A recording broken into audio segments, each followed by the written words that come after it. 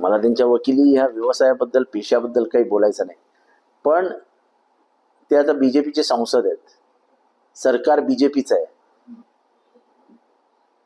ह्याच्यामध्ये जे मंत्र्यांचं नाव घेतलं जात आहे आणि बोललं जाते ते त्या मंत्रिमंडळात मंत्री आहेत, आणि अशा परिस्थितीमध्ये त्यांना सरकारी वकील नेमणं हे मला वाटतं की थोडस कुठेतरी शंकेची पाल मनात चुकचुकत असते.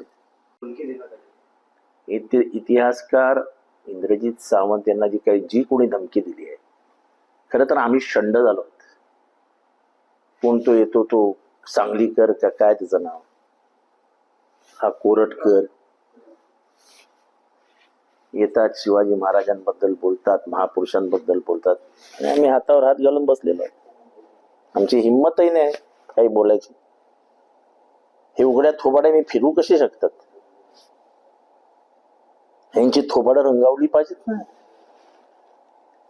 कोणी कोणाबद्दल बोलावं, काही मर्यादा? तुम्ही महापुरुषांबद्दल बोलता, तू सोलापूरकर महापुरुषांबद्दल बोलतो, काय बोलतो, त्याची लायकी काय?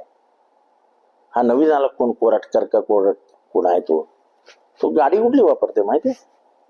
ज्या गाडीची किंमत 6 कोटी रुपये ती गाडी वापरतोय तो. तरी ती गाडी अजून रस्त्यावर फिरते कशी, ती जळली कशी नाही अजून? शंड झालो आम्ही, स्वतः शंड झालो. आम्हाला रागच येत नाही.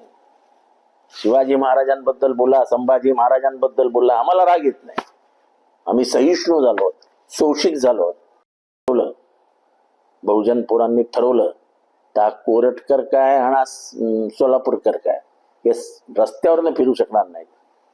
पण आपण काहीच करत नाही. ते रस्त्यावरनं फिरतायत, उजळ माथ्याने फिरतायत, शिवाजी आपल्या महाराजांवरती बोलतायत, आणि आपण शांत. छत्रपती संभाजी महाराज यांच्या नावाने स्वातंत्र्यवीर सावरकरांना पुरस्कार द्यायचा. मला काय संभाजी महाराजांबद्दल सावरकरांनी काय लिहिलेलं आहे हे जरा महाराष्ट्राला सांगावं कोणतरी.